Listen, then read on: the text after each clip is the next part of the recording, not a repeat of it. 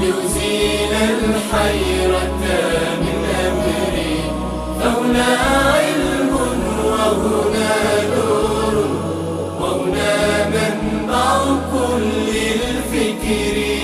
نهر من فقه يتجلى بعقيدة صدق في صدري، لبيك أتيتك في لهف بسؤالك يا أهل الذكر، بسؤالك يا أهل الذكر، بسؤالي جئت لك.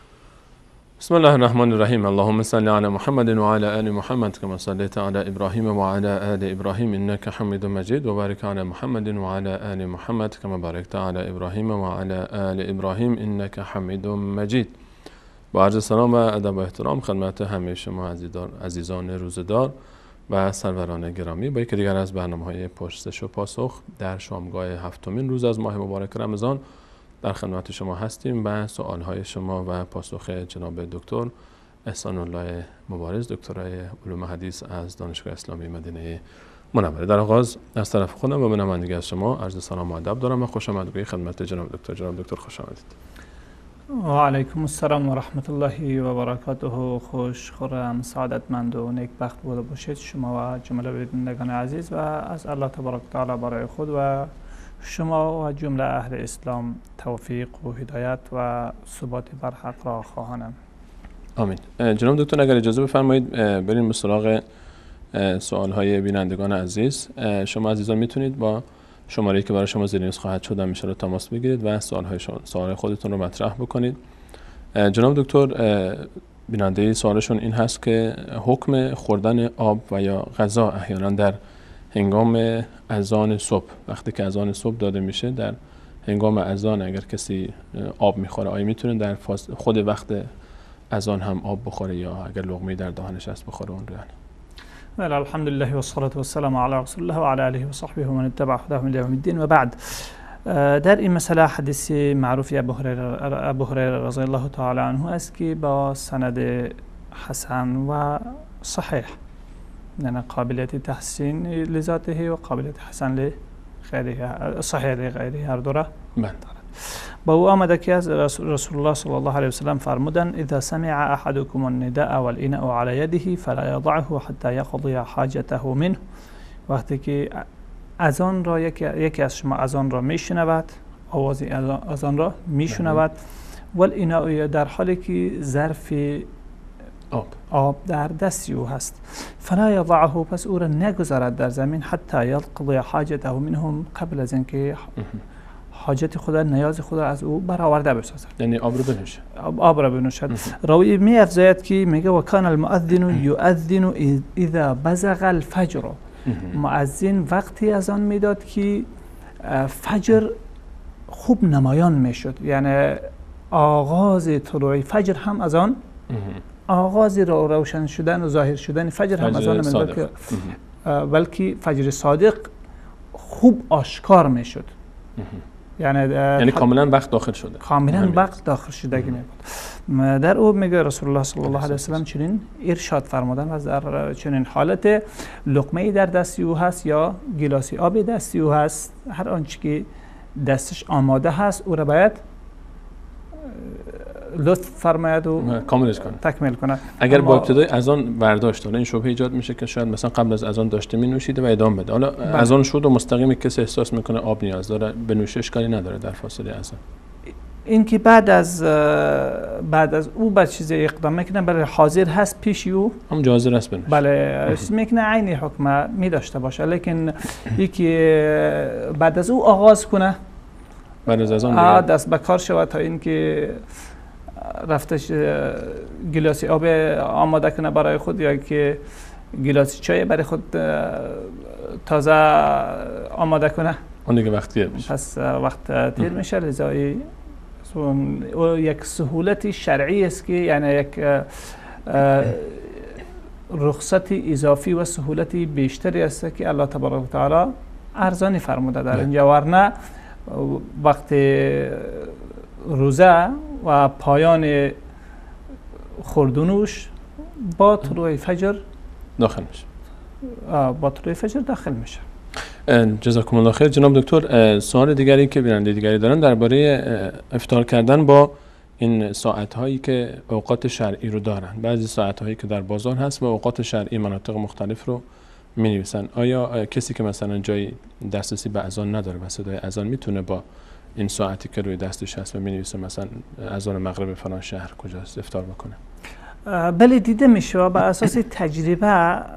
اساس تجربه عمومی اگر اذان با تایمی که این ساعت تشخیص داده، چون به اساس حساب‌های فلکی می بوده باشه و غالبا تقریبی می باشه، اگرچه در حد اعلای تقریبی می بوده باشه، دقت می بوده باشن و بعضی از این ساعت‌ها دقیق نمی باشه، ولی غالب اونها چون العصر، الفجر و بعضی از اینها که است نسبتا دقیق تر می باشن. در صورتی که در منطقه که هست و بود و باش داره به اساس تجربه عمومی با غروب آفتاب و همچنین طلوع صبح صادق هماهنگی داشته باشه، هیچ اشکالی در او وجود نداره. اما در صورتی که ای با واقعیت عینی او منطقه و اون شهر هماهنگی و موافقت نداشته باشد، در این صورت مهم و معتبر غروب واقعی منطقه هست، نه این تایمی که ساعت ها میدهند.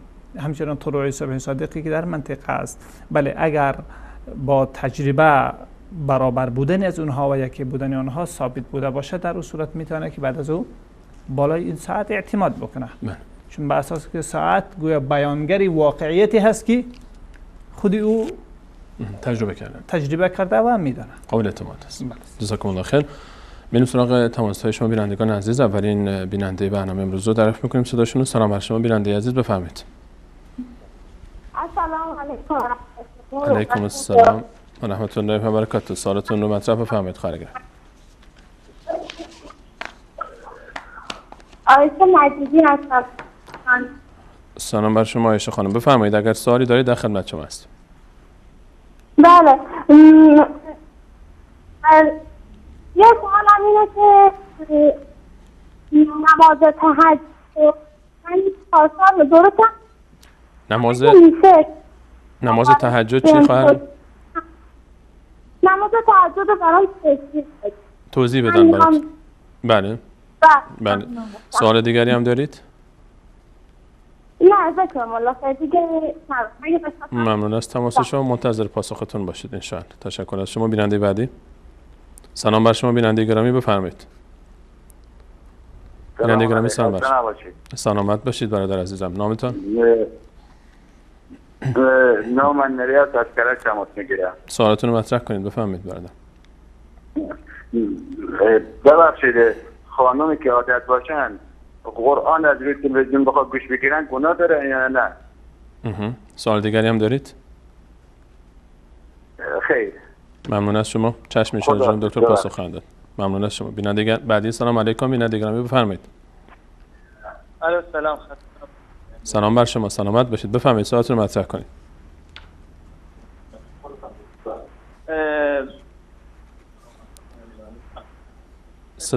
صداتون داره پخش میشه. بفرمایید. من خواستم بدونم که خروج فردی در روز رمضان این صیام رو افطار کنید. خیلی ممنون که یه توضیحی در امام. خیلی ممنون. ممنون از شما. خدا.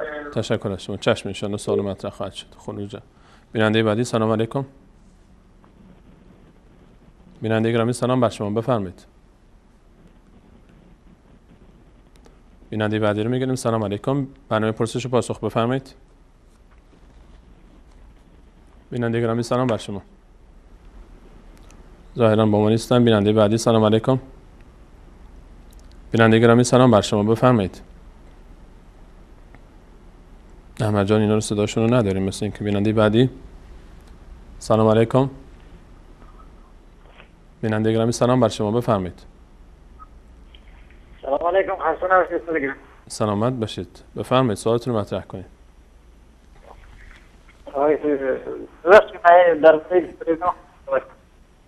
متوجه منظورتون نشدم. درباره نماز تراویح. بله، چه سوالی دارید درباره نماز تراویح؟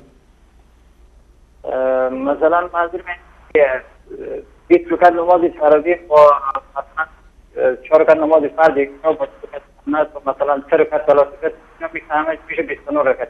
بله. یعنی با مثلا یک جای هستی که مثلا با یک مقصد نماز بخورم مثلا این 29 رکعت در بین 4 رکعت مثلا 3 رکعت مثلا توقف دارم مثلا چیزی رو میکنم مثلا اینا همه رو مثلا به 25 دقیقه تا نیم ساعت آخرش تموم میکنن. یعنی مگه این باره یک در این 29 رکعت رو در چند دقیقه تموم میکنن؟ یعنی حدود 25 دقیقه تا نیم ساعت. یعنی خیلی عجله میکنن، سریع میخونن. سوالتون این است که یعنی سریع خوندن این حکمش چی است؟ بله بله، این چون که در یک مثلا ما متوجه شدم. مثلا دوری تکمیل بگیم. سوالتون دریافت شد. چشم ان شاء الله. تشکر از شما. ممنون از شما. بیننده بعدی. سلام علیکم. سلام علیکم بینندگان، بفرمایید. سلام علیکم، خسته نباشید. سلامت باشید، بفرمایید سوالتون رو مطرح کنید.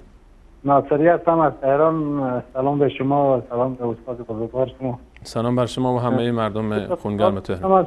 که ما از تهران هستیم. بعد از آن افطاری که شما از شبکه شما پخش میشه، از شبکه شما و کلمه و تلویزیون نور، بله. بعد با ایجاد تقسیم اوقات از کتاب فروشی من گرفتم که از کتاب فروشی اهل سنت اینجا هر دقیقه با شما فرق داره. یعنی از آن شما که میگی با اون تقسیم اوقات هر دقیقه تفاوته. چند دقیقه؟ شبکه 7 دقیقه. 7 دقیقه. بله. و سوال دوم این بود که صبح که وقتی شما از آن میخونی از شبکه شما فرق 4 و 6 دقیقه بود که کنم، 4 و 5 دقیقه بود. داره ما از آن صبح در کانال ما از آن صبح پخش نمیشه. شاید کانال نور منظورتون است. بله. بله کانال نور. یعنی میگن که بعد از نماز بتونم بخونم یا بشینم تا مثلا نیم ساعت یا ربع ساعت. از آنی که در شهر تهران داده میشه چند دقیقه بعد از آن نور هست؟ یعنی بعد از آن صبح میگم، از آن صبح که وقتی میخونه بعد از اون ما همون لحظه کنم نماز بخونم یا بشینم. بعد از نماز از آن صبح متصل نماز خواندن. بله ان شاء الله مطرح خواهم کرد. بله. سوال دیگری هم دارید؟ تشکر. سلامت شد. تشکر از شما. ممنونم. بیننده بعدی. سلام علیکم. بفرمایید. سلام علیکم، خسته نباشید، وقت شما بخیر. سلامت باشید. سلام بر شما. بفرمایید سوالتون رو مطرح کنید. ببخشید ما روزه میگیریم، کاروبارمون بیرونه، بعدش هم بعد این خانم‌های بعد حجاب و زیاد اینجور چیزا جلو چیزمون رد میشم، بعد به این روزمون آسیبی نمیرسونم. چشم ان شاء الله مطرح خواهم کرد. سوال دیگری هم دارید؟ از سلامتیتون رو میخوام. نماز روزتون قبول. متشکرم. خدا از شما و همه بینندگان عزیز قبول درگاه الله تعالی باشه. ممنون از شما. بیننده بعدی. سلام بر شما، بفرمایید. بیننده گرامی سلام علیکم، بفرمایید. سلام علیکم و رحمت الله. و علیکم السلام و رحمت الله و برکاته. بفرمایید. جناب استاد، من یه مادری پیر دارم. بله. توانایی نداره که نماز کنه، نشسته نماز بخونه. آیا نماز قبول درسته یا نه؟ چشم ان شاء الله مطرح خواهم کرد. سوال دیگری هم دارید؟ سوال دیگه نه. سلام علیکم و رحمت الله. و علیکم السلام و رحمت الله و برکاته. ممنون از شما. بیننده بعدی. سلام علیکم. سلام علیکم بیننده گرامی، بفرمایید. بیننده گرامی صدای ما را از تلفن بشنوید. سلام. سلام بر شما خواهرم، بفرمایید. سلام استاد سلیمانی هستم، بفرمایید. صدای شما در استودیو در حال پخش است. بفرمایید سوالتون رو مطرح کنید. من سعید دانشگاه میهونه راست اسمش عوض مرا چی کار کنم؟ من متوجه فرمایشتون نشدم. اگر لطف کنید دوباره تکرار بفرمایید. واقعا من اسمش یکی ابو بکر اسمش عوض کن دانشگاه درس میمون ما سرکارش نمیکنیم باید دست عوض کنیم نرفته انگوش نزده چند نفرده برای روحانی باید اسم عوض کنم دوست نداریم حتی عوض نمیکنم چی کار کنم؟ اسمشون چی هست؟ ابوبکر؟ جای من اسمش عمر هست نه؟ اسمش عمر هست. اسم پسرتون عمر هست، گفتم باید عوض بکنید. نه اینا میگه اسمش عوض بکن. کی میگه اسمش عوض کنید؟ دولت یا مردم؟ نه دولت نیست. رفتید برای ثبت احوال شناسنامه بگیرید، میگن که باید اسمش رو عوض بکنید. نه عمر دانشگاه درس میخونه. شناسنامه داره، دانشگاه درس میخونه. بله. الان مشکل چیه؟ من متوجه نشدم. کی میگه که باید اسمش رو عوض بکنید؟ هستین با ما رو خط خواهرم؟ متاسفانه تماسشون قطع شد. جناب دکتر نمیدونم شاید حالا ان شاءالله کلیات رو جناب دکتر صحبت خواهند کرد. اگر تماس این خواهرمون دوباره وصل شد احمد جان وصلش کنید تا سوالتون رو کامل کنیم. بیننده بعدی سلام بر شما. سلام علیکم. علیکم السلام و رحمت الله. بفرمایید. من محمدی هستم از گیلان. خوش آمدید آقای محمدی. بفرمایید سوالتون رو مطرح کنید. ببخشید می‌خواستم بگم که کسی که قرآن و شریعت را قبول داشته نباشد حکمش چیه؟ می‌خواستم توضیح بدید برای قرآن و شریعت رو قبول نداشته باشی یعنی چی؟ یعنی اصلا مسلمان نیست، انکار می‌کنه، یا مسلمان هست احترام نمی‌گذاره؟ نه مسلمان هست ولی انکار می‌کنه. یعنی زیاد اهمیت نمیده به قرآن و شریعت. جان بله به قرآن شریعت. این انکار رو جناب دکتر میفهمه یعنی چطوری؟ میشه مثلا بگید چطور انکار میکنن، در چه حدی؟ یعنی اصلا میگه قرآن در کسی شریعت مثلا یک کسی را مثلا مخاطر شریعت میگم من حاضرم که ما شریعت کنم.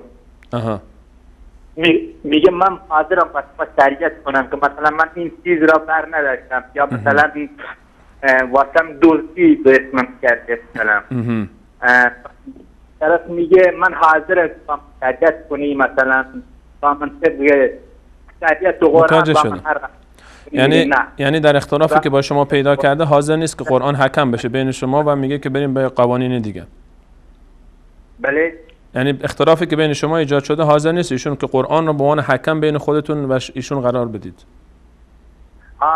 مثلا طرف میگه من حاضرم، طرف میگه من حاضرم شریعت و قرآن با من هر رفتاری میکنی من حاضرم. خب اگر حاضر هست مشکل کجاست پس؟ بله. ایشون حاضر است، کسی دیگه حاضر نیست، طرف مقابل حاضر نیست. طرف یارو میگه نه من باشی ایشون سوالتون دریافت شد. ندارم من حاضرم مثلا یارو رو من همینجوری به سرشون ثابت میکنم که مثلا از طریق مثلا نال مثلا از طریق آتش با ایشون رفتار میکنم، مثلا از طریق برنامه مثلا نمرود و یهود و از متوجه شدم سوالتون مفهوم بود. ممنون از شما. سلام و خدا. ممنون از شما. بیننده بعدی آخرین تماس تا به پاسخ سوال هم برسیم. سلام علیکم. سلام و علیکم السلام و رحمت الله و برکاته.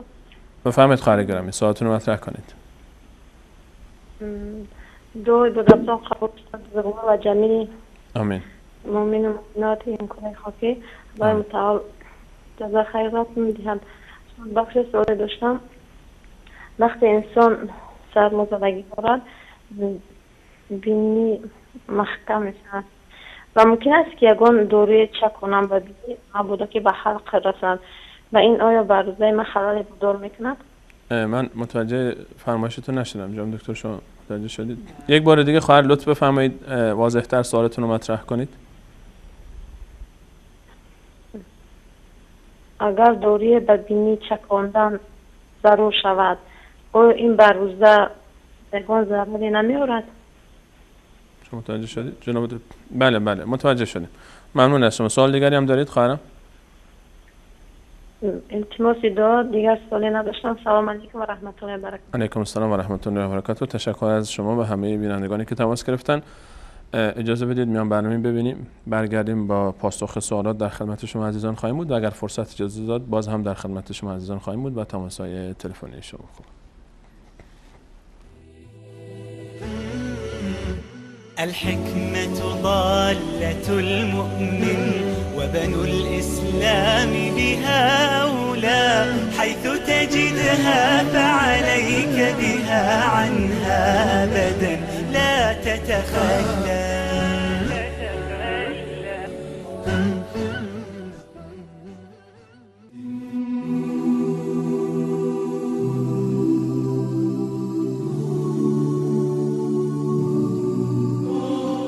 وما كان لمؤمن ولا مؤمنة إذا قضى الله ورسوله أمرا أن يكون لهم الخيرة من أمرهم ومن يعص الله ورسوله فقد ضل ضلالا مبینا. برای هیچ مرد مؤمن و هیچ زن مؤمن سزاوار نیست، شایسته نیست، درست نیست که اگر خدا و پیغمبر خدا فرمانی بدهند، حکمی بکنن، بیان از دل بخواهی خودشون یه رأی و نظر دیگه انتخاب بکنن. مؤمن حق نداره، چه مرد باشه و چه زن. اگر در برابر امر و فرمان و حکم الله و رسول الله صلی الله علیه و سلم قرار گرفتیم، مؤمن نمیتونه بگه درسته خدا اینو گفته، پیغمبرم گفته، ولی نظر من این میگه. نخیر، اگر مؤمنه دیگه نظر من، عقل من، فکر من، راه من، عمل من، قضاوت من اینا معنا نداره. این دیگه تسلیم نیست. تسلیم در برابر خدا و پیغمبر خدا به صورت مطلق. این جزء کرامت است، جزء شرفه که انسان از همه چیزش بگذاره در برابر خدا. چون خدا اگر من و تو عقل داریم، نظر داریم، نظر من و شما و عقل من و شما قطره ای از اون بخشش الهی خدا به من داده. خداوند خالق من و شما و عقل من و شماست. اونی که این عقل رو به من داده بهتر از من و تو قطعا میدونه و میفهمه. عقلمون رو به کار ببندیم، استفاده بکنیم از عقلمون، اما با توجه به آیات قرآنی و سنت پیغمبر علیه السلام. و هر کسی خلاف و عصیان خدا و پیغمبر بکند در یک گمراهی آشکاری است. یعنی کاملا طرف گمراه اگر خلاف و عصیان خدا و پیغمبر بکنه علیه السلام.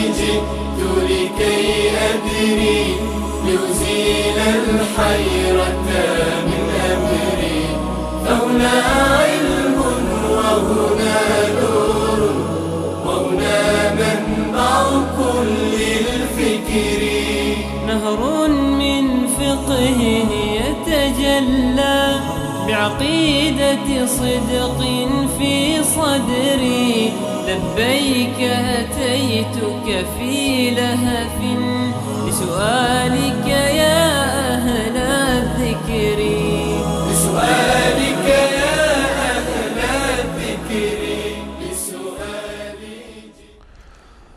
با عرض سلام مجدد خدمت همه شما خوبان و سروران و پاسخ این سوالات در خدمت شما هستیم تا وقتی که فرصت برنامه اجازه بده. جناب دکتر، خواهرمون عایشه خانم سوالشون این بود که درباره نماز تهجد اگر برام توضیح بدید. الحمدلله و الصلاة و السلام علی رسول الله و علی آله و صحبه و من تبع هداهم الی یوم الدین. و بعد نماز تهجد قسمی که در آیه قرآن کریم نبی اکرم صلی الله علیه و سلم با او حکم شدن و من اللیل فتهجد به نافلة لک عسى ان یبعثک ربک مقاما محمودا.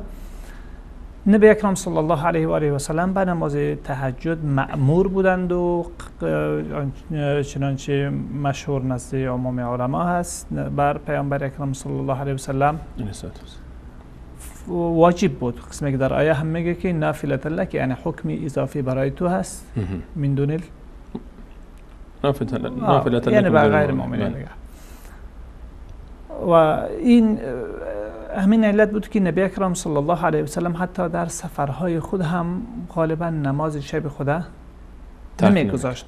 تنها در شب مزدلفه اینجا قیل و قال هست که آیا رسول الله صلی الله علیه و سلم در اون شب که عمومی روایت بیانگر ای هست که بعد از نماز ادای نماز مغرب و عشا یک جا نماز نفل دیگری در اون شب نخواندن.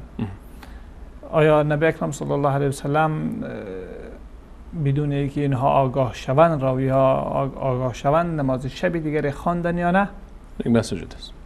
تنها روی او پس از و در عموم در دیگر شب‌های زندگیشان رسول الله صلی الله علیه و سلم عموما این را می‌خواندند، اما برای دیگران غیر رسول صلی الله علیه و سلم بله یکی از نمازهای سنتی نفلی هست و نبی اکرم صلی الله علیه و سلم بر این تأکیداتی زیادی داشتن. چه وقتی خوانده میشه زمانش؟ زمان این شروع میشه از ادای نماز عشا، نماز خفتن تا به نماز صبح. یعنی بعد از نماز عشا که خوانده شد فرصت دارن تا نماز شروع میشه. بله فرصت شروع میشه، چی در اول شب میخوانه، چی در وسط شب، چی در اخیر شب. اول شب هم میشه خوند؟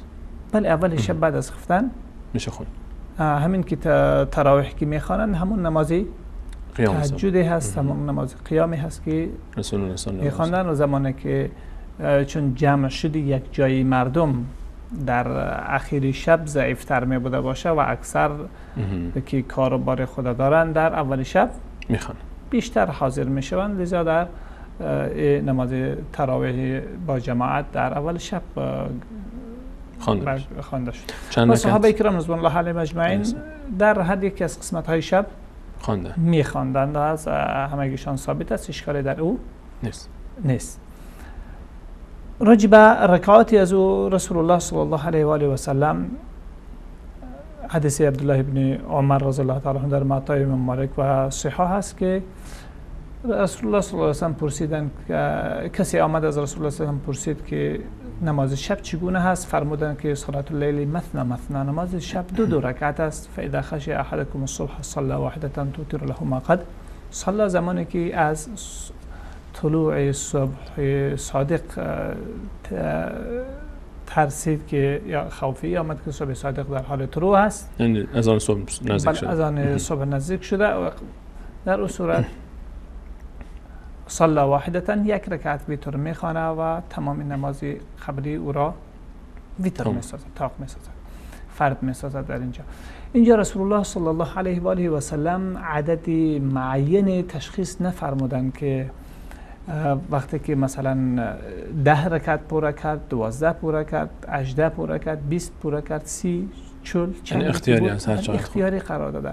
و در اینجا کسانی هست که قیام خود طولانی میگیره، سجده و رکوع خود طولانی میگیره، تعداد رکعاتی کمتر میخوانه. قسمی که رسول الله صلی الله علیه و آله خودشان چنین میکردن که حتی گهگاه چندین سوره طولانی را در یک رکعت میخواندن، بقره و آل عمران و نساء و تا به انعام، یعنی چندین سوره طولانی را در یک رکعت میخواندن تعداد. لذا رسول الله صلی الله علیه و آله قسمی که حدیث عایشه صدیقه رضی الله تعالی عنها است در صحیح بخاری و غیره در صحیحین که فرمود از اونها تن چند از صحابه از تابعین پرسیدند، ابو سلمه پسر عبدالرحمن بن عوف رضی الله تعالی عنه و دیگران از نماز شب رسول الله صلی الله علیه و سلم فرمودند که رسول الله صلی الله علیه و سلم در رمضان و غیر رمضان از 11 رکعت بیشتر نمیخواندند. و 2 رکعت دیگر هم بعد از ویتر از رسول الله صلی الله علیه و سلم ثابت است و در روایت زید بن خالد جهانی رضی الله تعالی عنه قبل از ویتر هم، یعنی به شمول از 13 رکعت تا به 13 رکعت از رسول الله صلی الله علیه و سلم ثابت است. از او بیشتر از شخص رسول الله صلی الله علیه و سلم هر چی روایاتی که هست ضعیف است. در آخر عمر رسول الله صلی الله علیه و سلم 7 رکعت می‌خواندند، چون وقتی که سنگین شده بود 9 رکعت و 7 رکعت می‌خواندند. یعنی تعداد مشخصی که حتما بالای او باید توقف کرد از رسول الله صلی الله علیه و سلم و در تحدید شریعت نیست. از این جهت عموم علمای اسلام وقتی که می‌بینیم از زمان صحابه کرام تا به تابعین و تبع تابعین و تا به دیگر ائمه اعداد متفاوتی را نظر داده‌اند و حتی از خواندن از اونها کسی 20 چند رکعت میخواند، 25 رکعت کسی از 30 رکعت، مجالش واسه است، 35 رکعت، 38 رکعت، 40 رکعت. اسحاق بن راهوی رحمه الله میگه که ما 41 رکعت به خاطر که برای مردم سبک باشه بهتر میدونیم. و در عموم مثلا امام شافعی رحمه الله، امام مالک و حتی روایتی از امام احمد بن حنبل رحمه الله هست و در مذهب حنفی هم معروف است که 20 رکعت را افضل میدن. میگه این رواجی بیشتر داره. مبنای این که میگن احب الینا نمیگه که این حتمی هست، همینجوری میگن 20 رکعت احب است، یعنی بهتر و محبوب تر هست به ما، پسندیده تر است، به خاطر که بیشتر رواج داره در عمومی مساجد مسلمان ها. از این جهت یعنی در زمان از اونها هیچ نوع اشکال در این قضیه وجود نداشت، اما زمانی که این وسعت دید و فهم و درک دقیق از مسلمان ها ضعیف شد، به هیچ با هم به بعضی مشکلات روی آوردن. جزاکم الله خیر. سوال دیگری که برادران پرسیدن که آیا خانم ها در حالت عادت ماهیانه میتونن که گوش بدن به تلاوت قرآن؟ بله، هیچ اشکالی نداره در هیچ نظری خالص نه. تنها حتی در حالت عادت ماهیانه طبق فتوای بسیاری از علما میتونن که از غیر مصحف قرآن بخوانند، از حافظه خود یا اینکه از روی مثلا گوشی موبایل یا کامپیوتر و غیره، چیزی که در او مس مباشر مصحف، دست زدن مباشر مصحف نبوده باشه.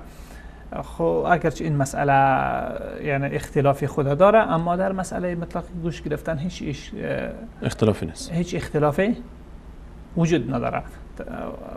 در عموم که رسول الله صلی الله علیه و سلم در خانه خود همیشه قرآن میخواندن، شبها هم میخواندن و در روزها هم همسرانشان گوش میگرفتن و پنبه نمیزدن در گوشهای خود تا اینکه نشنون. و این یکی از جمله یعنی سهولت هایی است که از این طریق میتونه که همون خوانده های خدا مراجعه بکنه و در ذهن او تثبیت کنه. جزاکم الله خیر. برادر دیگری پرسیدن حکم خارج شدن منی در روز رمضان از بدن. اگر در احتلام بوده باشه یا در احتلام خواب بوده باشه، در این هیچ نوعی هیچ اشکالی به حساب روزه ندارد. همچنان از حالتی احیانا از حالت مرضی می بوده باشه، از حالت مرضی غیر کنترلی می بوده باشه، در اون صورت هم هیچ مشکلی به حساب شخص یعنی روی شهوت نیست خالص. بله، روی شهوت و روی نیست، اما بر اساس این بوده باشه که شخص استمنا میکنه و انزال تعمدی در اینجا داره، در بر علاوه از گناهی که در نفس استمنا هست، ناقض وضو هم ناقض روزه هم می بوده باشه. بلکه بالاتر از این ما در احادیث چیزی دیگر داریم که من استقاء فقط افطر، کسی که به زور خود قیم عمدن استفراغ میکنه او روزش باطل میشه. این که از عمدن استفراغ بالاتر کار انجام داده. جزاکم الله خیر. بیننده دیگری پرسیدن که بعضی جاها مشاهده میشه که نماز تراویح رو با اینکه مثلا 20 رکعت هست و 9 رکعت هم فرض و سنت و وتر عشا هست، 29 رکعت رو در کمتر از 25 دقیقه میخونن، خیلی سریع میخونن. درباره این افراد چی واکنش؟ بله، در اینجا الله تبارک و تعالی با اینها و با ما همه توفیق نصیب کند. این نوع بازی به نماز است. در اینجا قسمی که حدیثی است که میگه کم من قارئ للقرآن والقرآن یلعنه، چقدر چی بسا قاریان قرآنی هستن، قرآن خوانهایی هستن که قرآن به اونها لعنت میفرسته و او در سوی قرآنی که در او ادای درستی او برایش مشخص نبوده باشه، یعنی درست ادا نمیکرده باشه، هیچ تلفظ حقوق تلاوت قرآن کریم در او ادا نمیشته باشه، خودی از این حتی بس اوقات معنای قرآن کریم عوض میشه، چون به عجله که میخوانه و آخر که یک حرف دیگر حرف میشه، خودی این معنای تغییر میده.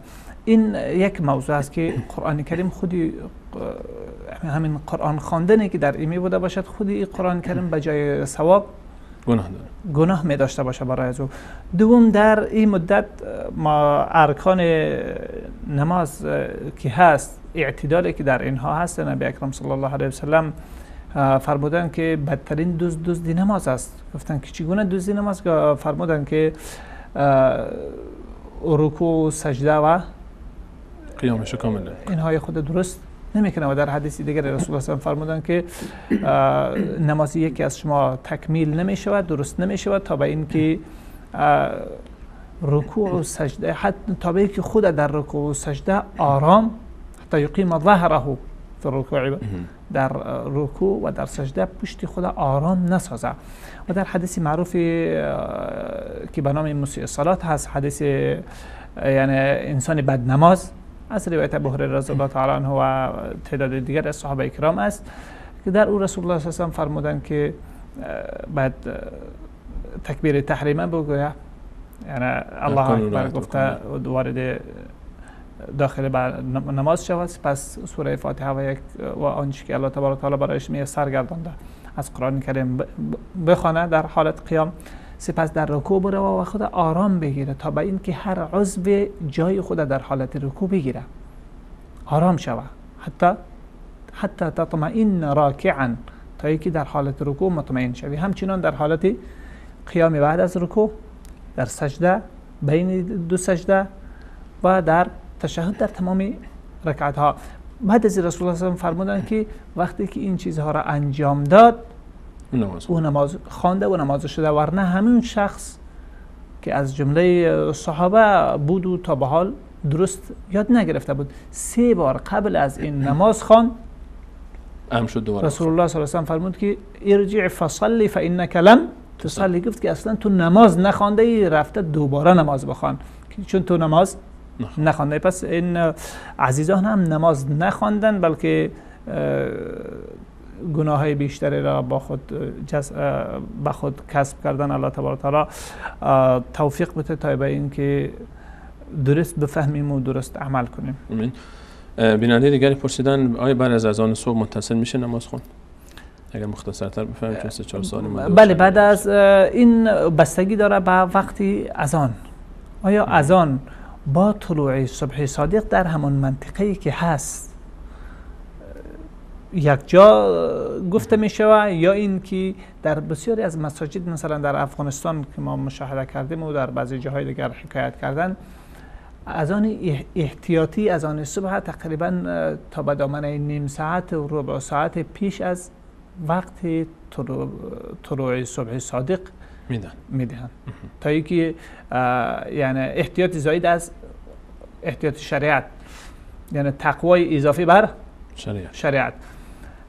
در اونجا این اذان معتبر نیست، بلکه نبی اکرم صلی الله علیه و سلم در همچون اذان‌های فرمودن که لا یمنعنکم اذان بلال من سحورکم، اذان بلال از سحری شما را مانع نسازد، چون بلال برای تهجد زودتر اذان میداد، برای که مردم لیرجع قائمکم و یوقظ نائمکم، تا اینکه کسی که در حال نماز تهجد است او را به خانه ایش برگرداند تا یک سحری خود بخوره، به خاطری است، و کسی که خواب است او را بیدار بسازد تا اینکه یا نماز خود بخونه یا اینکه سحری خود بخوره. پس اینجا مثلا در شهر مثل تهران اشاره فرمودن حتی یؤذن ابن ام مکتوم میگه منتظر تا اینکه ابن ام مکتوم اذان بده. عبدالله ابن عمر رضی الله تعالی عنه میفرمایند که وكان لا يؤذن حتى يقال له اصبحت. و عبدالله ابن مکتوم چون خود نابینا بود میگه اذان نمیداد تا به اینکه برش گفته میشد که کاملا صبح کرده، یعنی مردم به صبح داخل کرده، چی رسد به وقت طلوع. الان ایشون در تهران هیچ نمیدونن که اذان سر وقت است یا نه، چیکار کنن؟ حکمش چیست؟ الان هم میدونن که یعنی احتیاط کنن، چند دقیقه صبر کنن. بله میتونن که احتیاط کنن و میتونن که یک روز مشخص نگاه کنن به اگر نماز صبح بوده باشه به محل طلوع آفتاب دقیق بوده باشن، صبح صادق از اونجا یک روز تشخیص بکنن، در بقیه روز که چند دقیقه تفاوت میکنه. یعنی ورنه چند دقیقه اگر مطمئن نیستن در او و نمیتوانند کار انجام بدن. احیانا در مناطقی که روشنایی برق‌ها هم بیشتر بوده باشه احتیاط میکنن. صبح صادق هم دیدن صبح صادق هم برایشان مشکل می بوده باشه، چون در روشنایی دقیق معلوم نمیشه تا اینکه روشن. پس اونها احتیاط بکنن چند دقیقه، ورن اگر برایشان دقیق بوده باشه که این با طلوع صبح صادق یکی هست از آن میشونه بخونه، در اون صورت میتونه با مجرد اینکه صبح صادق از آن شد بخونه، از طلوع کرد حتی از آن نشد هم میتونن که بخوانن. مهم است که طلوع صبح صادق شده باشه. 4 دقیقه وقت داریم. 4 تا سوال.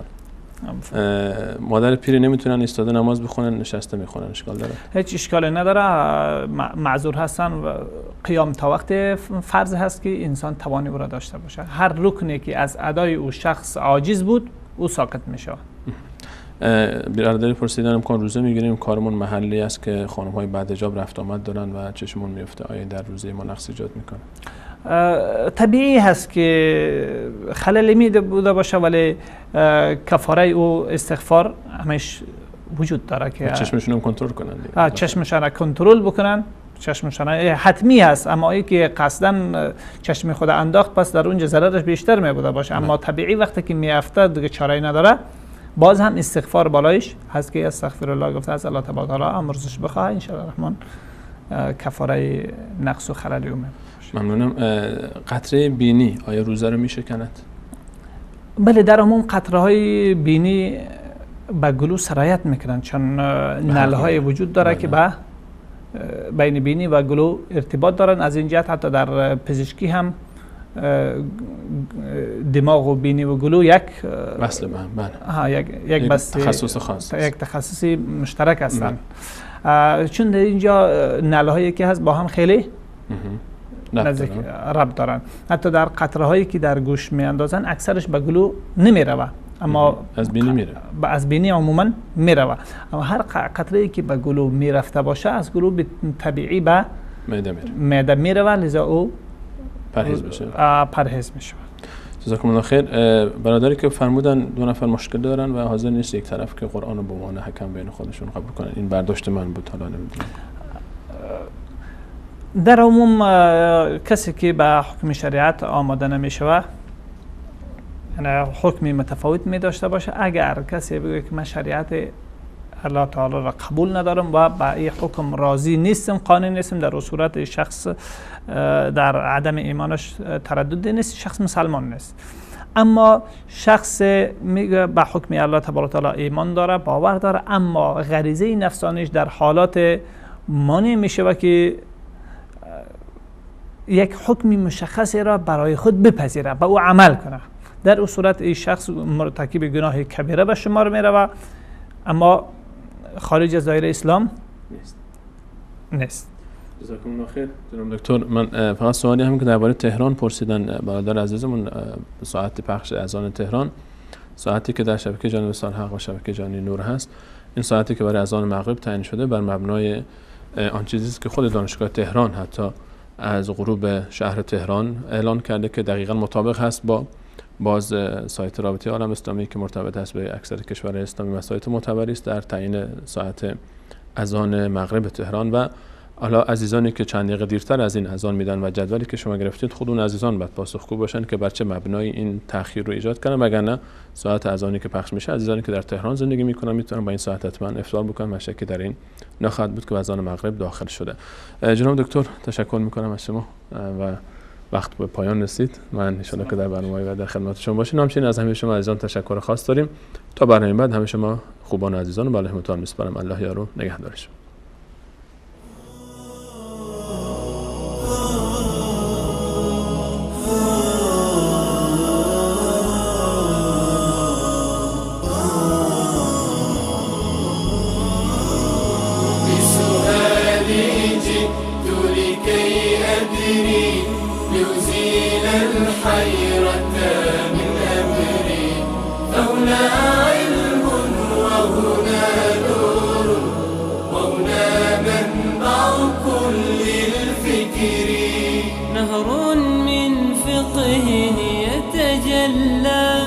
بعقيدة صدق في صدري. لبيك أتيتك في لهف لسؤالك يا أهل الذكر.